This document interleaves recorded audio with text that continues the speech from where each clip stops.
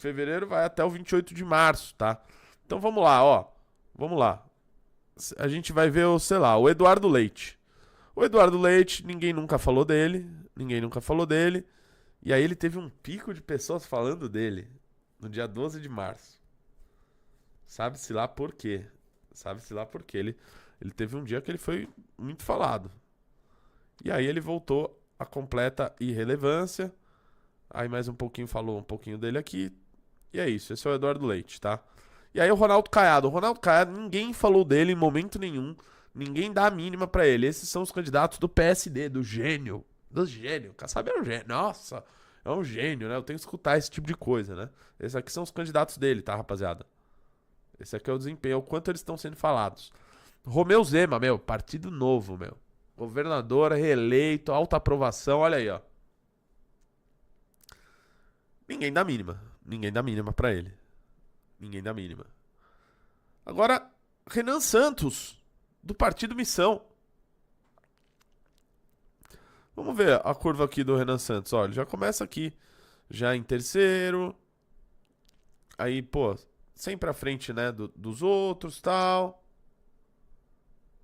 Obteve um pico no dia 23 de março, vencendo tanto Flávio quanto Lula. E depois continua em alta. E, ó, aparentemente, ó, subindo aqui, ó.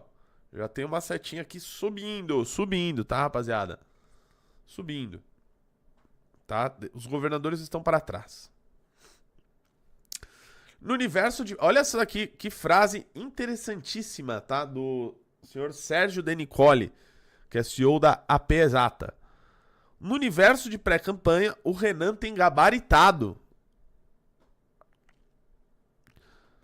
Ele já consegue aparecer nos debates das redes muito mais do que nos ambientes offline, da política institucional e da mídia. Ele chama a atenção de um público que já acompanhava o MBL e, a partir disso, passa a despertar o interesse de outras pessoas, à medida que também começa a pontuar nas pesquisas. Denicoli vê semelhanças entre o caminho de Renan e o de Bolsonaro em 2018, mas ressalta que, naquela eleição, Bolsonaro cunhou uma direita que ainda não existia. Hoje acrescenta o cenário diferente. Há um movimento já estabelecido contra as lideranças em disputa, o que torna o caminho mais complexo. Bolsonaro se estabeleceu inicialmente por meio das redes sociais e quando a campanha começou já tinha um aparelhamento, uma estrutura de debate que se alimentava das informações que ele disponibilizava. Isso foi agregado à sua imagem e acabou para alavancá-lo. O candidato rejeita papel de linha auxiliar de Flávio. Era só o que me faltava, né? A semelhança com Bolsonaro também está no discurso. Assim como o ex-capitão, Renan se coloca como candidato antissistema. A diferença é que ele se provou, né, o Bolsonaro, ser do sistema. Aliás, sempre foi, enganou alguns, e chegou lá e ele disse, eu sou do Centrão. Seguindo. Porém, apesar de estar no mesmo campo político da família Bolsonaro, o dirigente da missão rejeita fazer papel de linha auxiliar de Flávio na campanha presidencial e se apresenta como uma opção mais à direita. Ao longo da conversa, o fundador do MBL direcionou críticas contundentes ao senador, em alguns momentos mais intensas que as dirigidas ao próprio Lula, sinalizando que não pretende levantar a bandeira branca na disputa eleitoral. O PT é como o capeta, é nosso inimigo natural. O Flávio é o Judas, inimigo interno. O bolsonarismo é o traidor da causa que se aproveita disso para levar as moedas de prata. O Judas e o capeta precisam ser detonados, disse Renan. Será que vão dizer aqui que o Renan falou em detonar o Flávio, né? Para matar o Flávio, detonar ele com uma bomba, né? Vai ter alguns idiotas aí que podem ir por essa linha. Aí ele continua. Disse Renan, que já afirmou mais de uma vez querer prender o senador. Diferente do Zema, que quer ser vice do Flávio, eu vou atacar o Flávio todas as vezes que for necessário. Na avaliação de Renan, embora Flávio figure como principal adversário de Lula nas pesquisas, não há apoio convicto ao seu nome, razão pela qual, na visão dele, o senador tem procurado se descolar do bolsonarismo e se apresentar como mais moderado do que o pai. O monitor de narrativas nas redes sociais da AP Exata reflete esse movimento. Nele, Renan aparece hoje mais à direita do que Flávio Bolsonaro, cenário que, segundo Denicoli, pode prejudicar o senador no primeiro turno. E aqui tem um monitor de narrativas nas redes.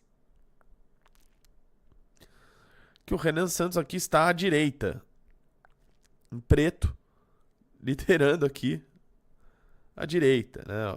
O Romeu Zema teve um pequeno levante aqui, O Eduardo Leite, não sei por que estava sendo falado na direita, mas já voltou para o centro. Quem mais tem aqui? O Eduardo Leite, o Caiado, ninguém liga. O Lula na esquerda. E é isso.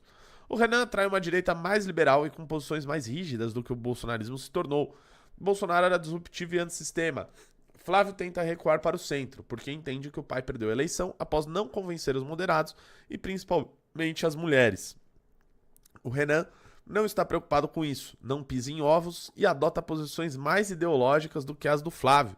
Isso encanta quem está desiludido com essa postura mais de centro do bolsonarismo, além do público antissistema, em especial os jovens. Faz sentido a leitura. Polêmico, ele diz que fará campanha sem lacração. Renan vai disputar a presidência pela Missão, partido que ajudou a fundar em novembro do ano passado e que hoje ele preside. Questionado sobre as suas referências, evita nomes da política. Eu sempre me pergunto o que o Ayrton Senna faria e o que o Bob Dylan faria. São as minhas duas referências. Entre os presidentes brasileiros, abre uma exceção para Fernando Henrique Cardoso.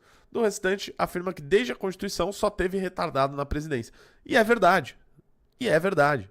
Né? O Fernando Henrique foi o único sujeito que era um intelectual, etc.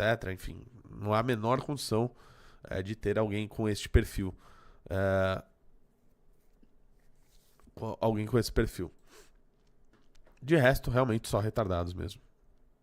Alguns idiotas vão dizer, meu, puta, e o FHC, meu, como assim? Significa que o FHC foi um magnânimo presidente? Óbvio que não. Significa que ele, diferente dos outros, era um sujeito letrado. É isso que foi dito aqui, né? Renan tem percorrido o país na pré-campanha, visitando especialmente cidades do Nordeste. Em uma das viagens, esteve em Caetés, em Pernambuco, onde Lula viveu. Lá o pré-candidato jogou sal grosso na antiga casa onde morou o presidente, dizendo querer impedir que outro Lula surja no Brasil. Apesar do estilo provocador, Renan afirma que fará uma campanha sem lacração e centrada em propostas, algumas delas já divulgadas por ele nas redes sociais. Na segurança pública, defende o endurecimento das leis e o encarceramento em massa. Já na economia, a aposta sobretudo recai sobre uma agenda liberal. Ele promete fazer uma nova reforma da Previdência e desindexar o BPC e as aposentadorias do salário mínimo. Também propõe reformas das leis trabalhistas e investimento em energia e infraestrutura. Algumas propostas ganharam repercussão pelo caráter disruptivo, como a proposta de desfavelização, difundir municípios e estados, caçar direitos políticos de prefeitos que não atinjam metas e transformar o Nordeste em uma Arábia Saudita por meio de zonas econômicas especiais que vão atrair data centers. O Nordeste, aliás, é peça-chave no discurso. Renan afirma que pretende falar com a região sem condescendência e mira especialmente eleitores jovens ligados ao PT. Eu vou roubar o eleitor que é filho da mulher que está no Bolsa Família e não quer permanecer no programa. A jovem que está em busca de emprego ou que enfrenta violência no dia a dia. Há pessoas no Nordeste que não querem vender o voto e estão em busca de uma alternativa. Nas redes sociais, a estratégia para dialogar com os eleitores do Nordeste tem sido abordar a realidade de pequenas cidades. Em um dos vídeos, que já são 1 milhão de visualizações, Renan conta a história de Presidente Vargas, município de quase cerca de 10 mil habitantes no interior do Maranhão, que, segundo ele, não deveria existir. Eu gravei lá em Taubal, né? Tudo faz parte dessas propostas, né? Na gravação, o pré-candidato denuncia uma disputa familiar pelo poder local. Supostos esquemas de favorecimento... Subiu? Supostos esquemas de favorecimento e condições precárias de saneamento básico. Ao final, propõe a extinção da prefeitura e a fusão do município com outros da região. Desafios para crescer também são muitos. Head de análise política da Atlas, Yuri Sanches, avalia que o espaço de crescimento de Renan é desafiador, assim como para outros nomes da terceira via. No caso dele, ainda um desafio adicional, a falta de experiência no executivo. É uma campanha que depende bastante de comunicação digital para se tornar conhecida, e nesse processo de ganhar visibilidade, controlar a rejeição.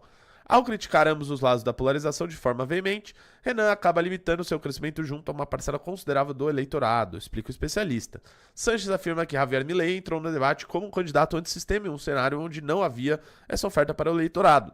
No Brasil, esse discurso foi cooptado pelo bolsonarismo pelo menos desde 2018. É um espaço que foi preenchido. Isso reduz muito o espaço de um candidato novo que tem alguma similaridade com algumas das propostas que o bolsonarismo traz. E aí, depois dessa matéria, o Renan fez um show.